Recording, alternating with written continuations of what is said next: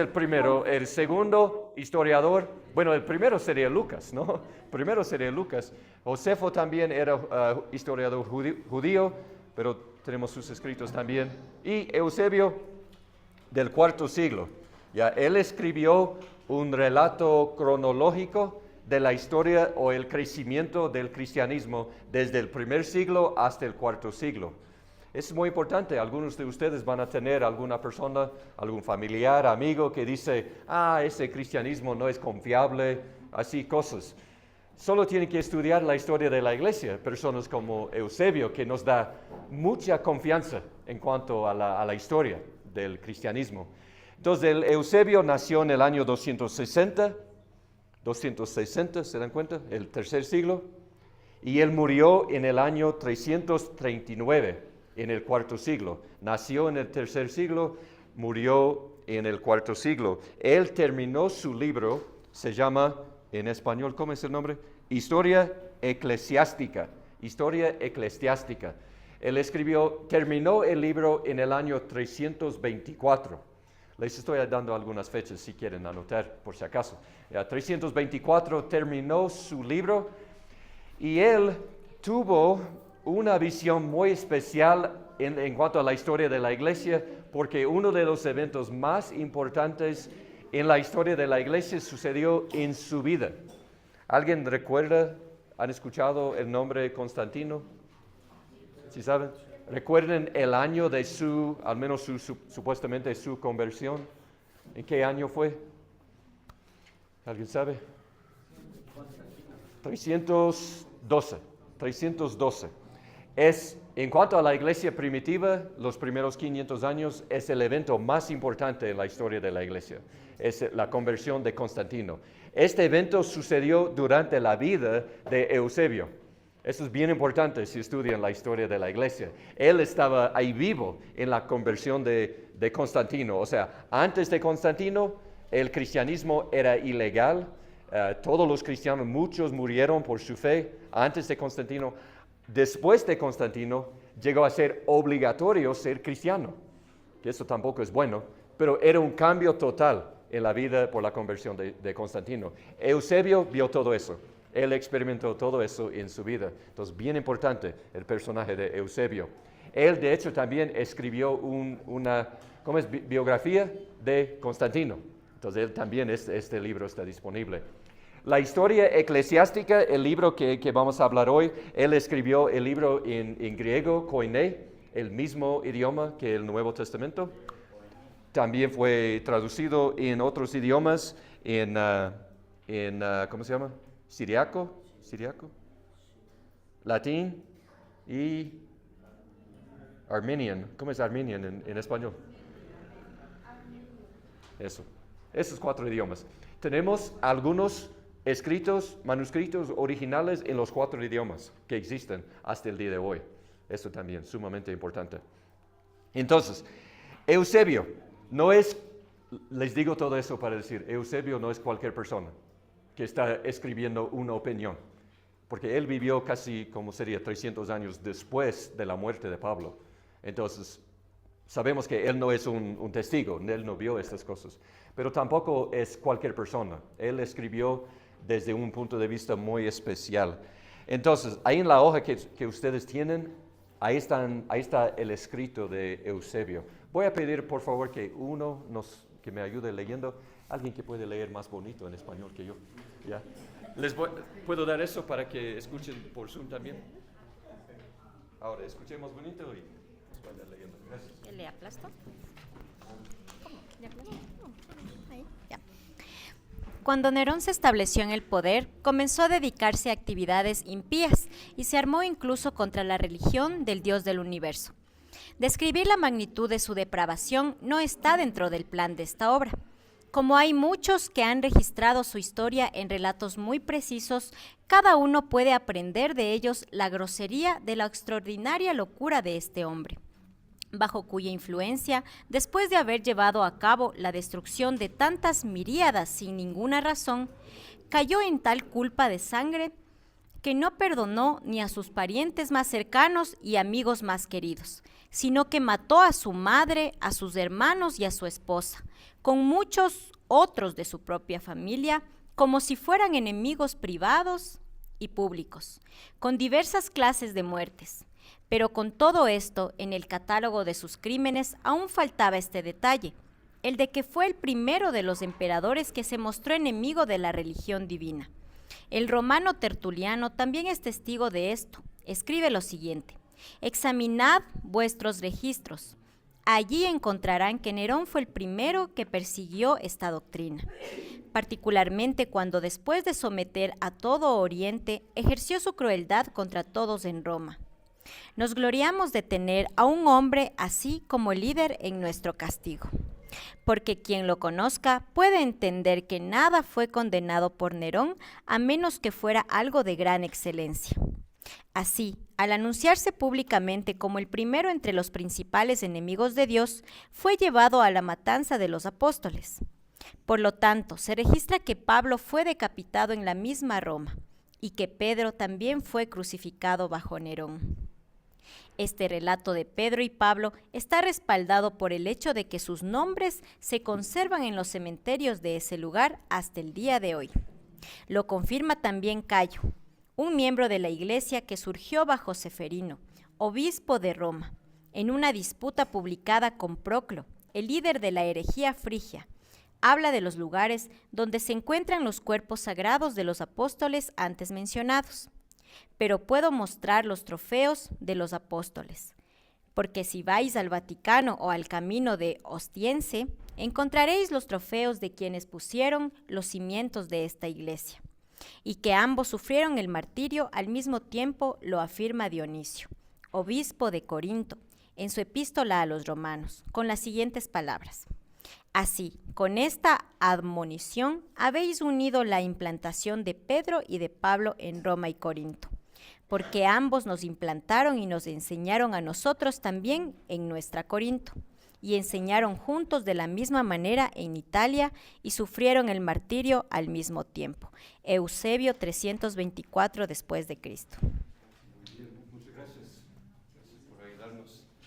Y ahí pueden ver, para dejar en claro todo lo que dice Eusebio. Como digo, Eusebio no es inspirado por el Espíritu Santo, pero al menos es un historiador y podemos confiar al menos en lo que dice.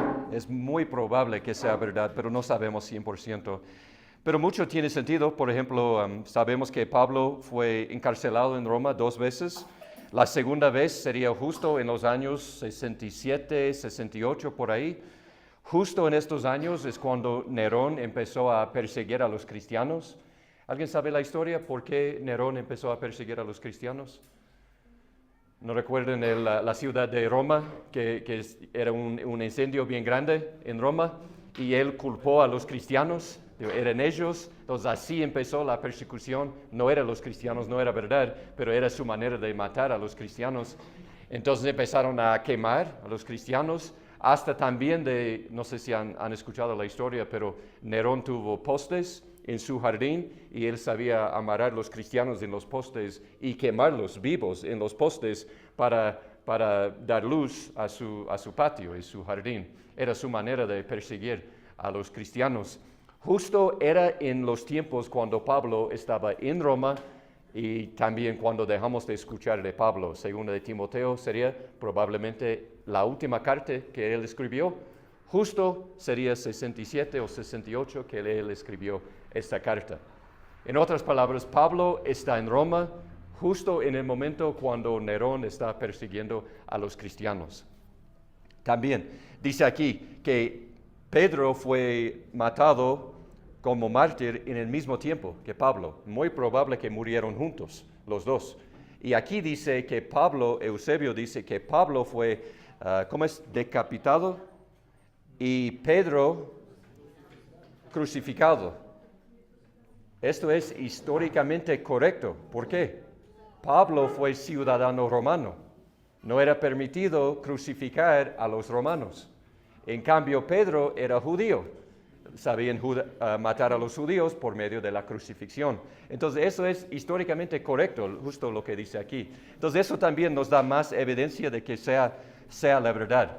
Entonces, probablemente estamos hablando del año 68, por ahí, que Pablo murió como mártir en Roma con Pedro.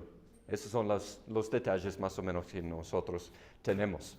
Pero también, como digo, eso no es de la Biblia, es probable. Tenemos algo de la Biblia que nos ayuda un poquito para saber cómo era el corazón de Pablo antes de morir. Está en 2 de Timoteo.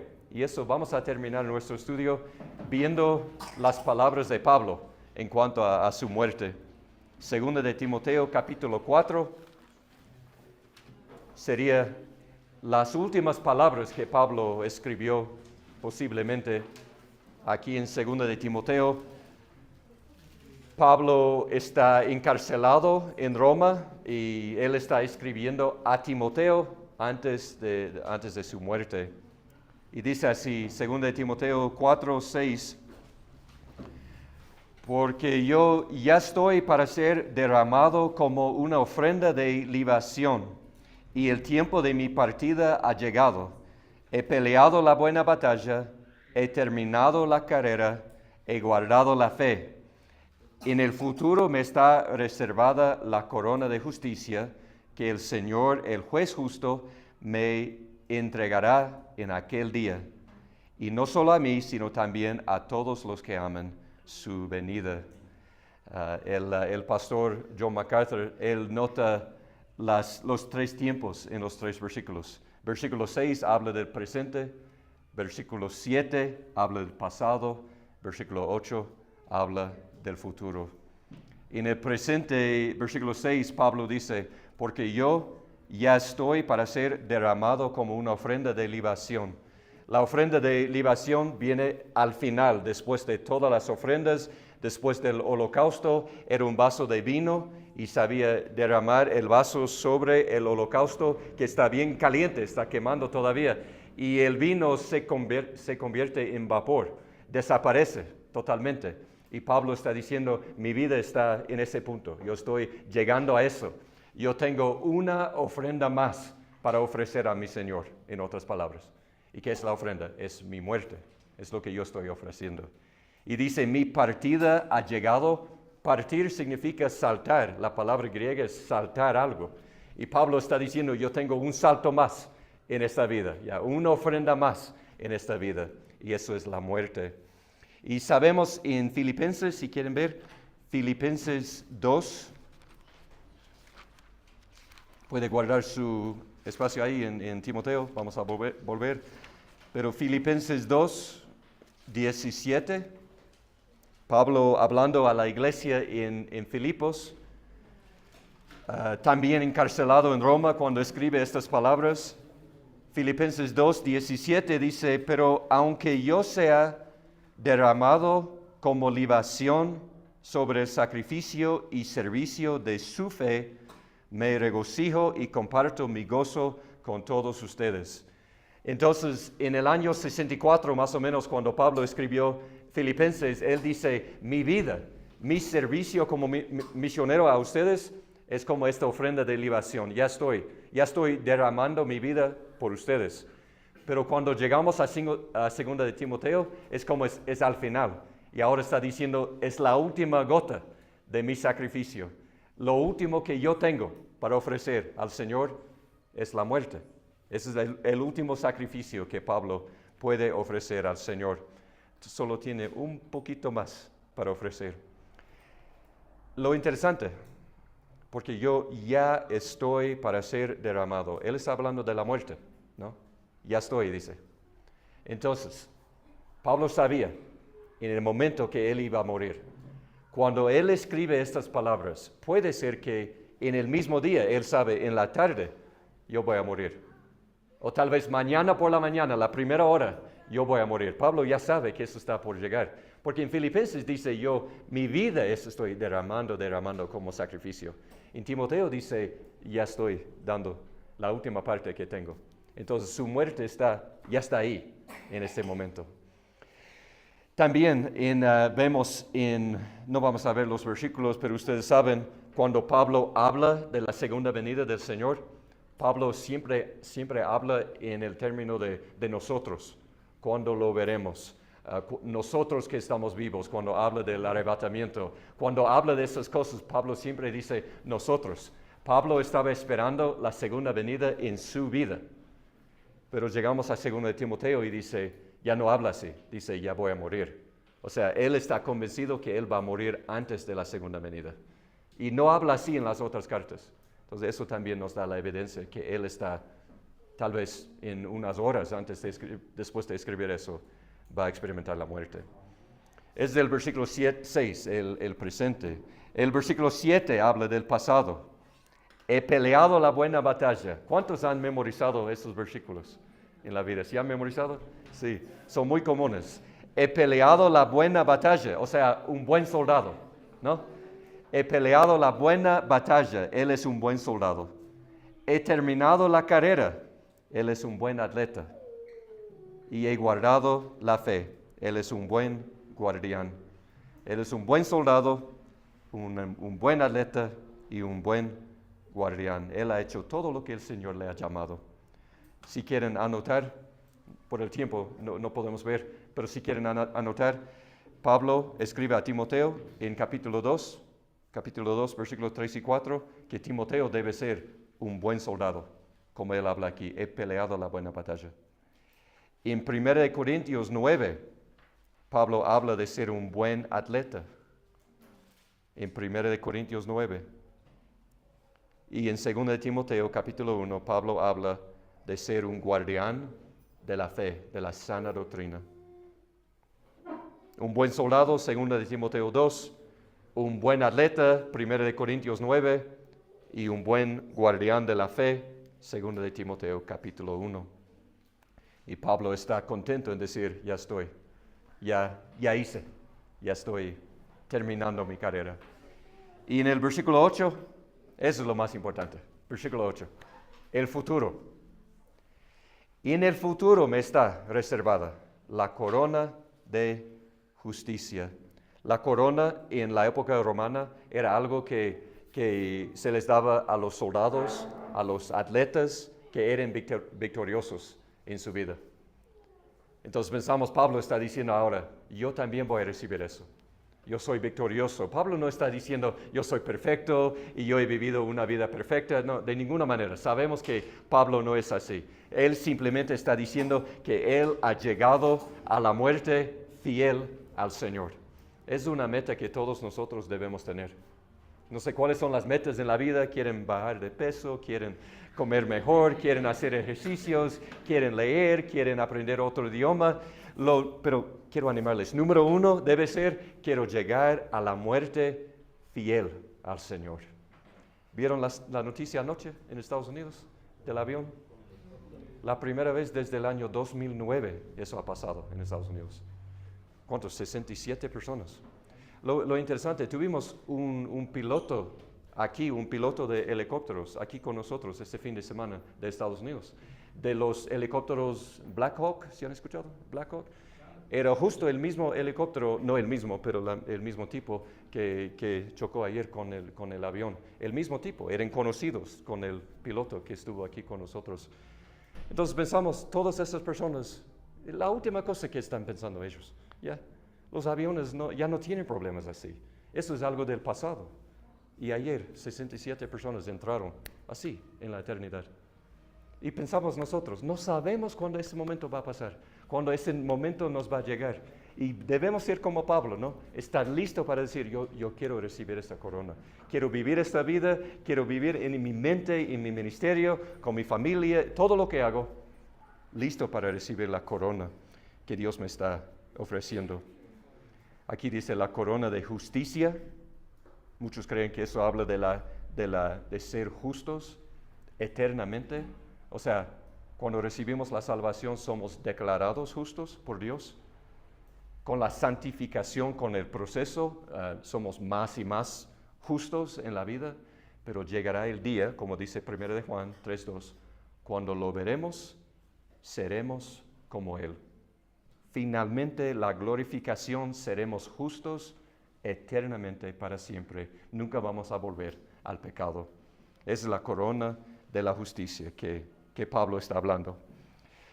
Entonces Pablo, en otras palabras, podremos decir que él tiene una visión muy cristiana de la muerte. Cuando él piensa en la muerte, él piensa como cristiano. No sé si quieren ser honestos en este momento, pensar en la mente, ¿cuántos de nosotros luchamos con ese miedo? Con ese miedo cuando pensamos en la muerte. Pero Pablo dice, estoy listo. Puede ser hoy, puede ser mañana, pero estoy listo. El pastor Charles Spurgeon, ¿se han escuchado? Dijo eso. El mejor momento en la vida de un cristiano es el último. ¿Tiene sentido eso? ¿Están de acuerdo? Es difícil, es complicado, pero eso era la visión de Pablo. El mejor momento en la vida de un cristiano es el último. Nosotros vivimos toda la vida, hasta haciendo la broma. Yo sí estoy listo para el cielo, pero no hoy, ¿no? Otro día. Ya, así, como que no en este momento. ¿Por qué? Tenemos que preguntarnos, ¿por qué? Pablo dice, hoy, bueno, mañana, bueno, estoy listo. Eso era. ¿Y qué habría pasado si Pablo hubiera continuado en su camino de fariseo? Yo estaba pensando ayer, ¿no? ¿Cómo sería su vida? ¿Hubiera sido una vida mucho más cómoda, sin los sufrimientos que hablamos? ¿Habría sido muy rico, demasiado rico? Probablemente habría sido el fariseo más famoso que jamás haya vivido. Probablemente se habría convertido en el maestro de futuros fariseos también. Habría sido probablemente el maestro más prestigioso de todos. En la historia de los fariseos estamos hablando. Pablo estaba en este camino. Pero Pablo dice, yo estimo como perdida todas las cosas en vista del incomparable valor de conocer a Cristo Jesús, mi Señor. Por Él lo he perdido todo y lo considero como basura a fin de ganar a Cristo. Increíbles las palabras de Pablo, ¿no? Toma todo lo que el mundo le ofrecía, todo lo que la religión, su trabajo le ofrecía, y dice, todo eso pongo a un lado. Es basura para mí, dice. Basura. ¿Cuántos de ustedes podrían decir en este momento, mi título que yo estoy persiguiendo ahora? ¿Ya? La universidad, el colegio, mi trabajo, que no solo voy a ponerla a un lado, pero decir, eso es basura para mí. A veces nosotros somos como, yo voy a seguir en mi camino, pero Jesús está aquí conmigo. Jesús, tienes que bendecir lo que yo quiero, ¿no? Ya te voy a avisar cuando te necesite, ¿ya? Así vivimos muchos de nosotros, lamentablemente. Pablo dice, no, todo es basura. ¿Para qué? Por el incomparable valor de conocer a Cristo. Así era su vida, así era su ministerio, así era su muerte. Y así es lo que sabemos del ministerio de Pablo. Qué vida, ¿no? Qué vida. Nosotros no somos apóstoles y nosotros no somos Pablos, pero Dios puede usarnos a nosotros, tal como somos. Dios va a ir cambiándonos más y más y más, pero podemos al menos ver el ejemplo en la vida de Pablo y decir, Dios, yo quiero vivir así, yo quiero morir así. Así sería un buen ánimo para nosotros, ¿no? Vamos a orar. Amado Padre, gracias por el ejemplo de nuestro hermano Pablo. Él estaba dispuesto a servir en todo momento. Él estaba dispuesto a sufrir, no importa el costo, él estaba dispuesto. Y como vemos hoy, hasta la muerte, él estaba totalmente listo, entregado a lo que era tu plan, tu voluntad. Y sabemos que él estaba listo, él estaba preparado para la muerte porque él estaba totalmente convencido de que al cerrar los ojos aquí por la última vez, que él iba a enseguida abrir sus ojos al otro lado y verte a ti cara a cara. Y eso era la visión que le animó en toda la vida para vivir una vida que te agrada a ti. Y yo pido, Señor, que nosotros podemos tener también la misma visión, el mismo conocimiento de que cuando se acabe la vida, sea hoy o sea después de 50 años, cuando se acabe la vida, nosotros vamos a empezar la vida verdadera en tu presencia, cara a cara. Gracias, Señor, por todo lo que tú has hecho en la vida de Pablo y también en nuestra vida. Te agradecemos, Señor. En el nombre de Jesucristo oramos. Amén. Amén. Hermanos, ha sido un gozo para mí estudiar con ustedes. Espero que hayan aprendido algo. Y les digo dos cositas. Una cosa, el semestre que viene no va a estar enseñando. Otros hermanos que van a enseñar mucho mejor les van a enseñar. Entonces quiero animarles a seguir con los temas. Y también, si alguien desea, estamos empezando en nuestra iglesia un estudio de Filipenses.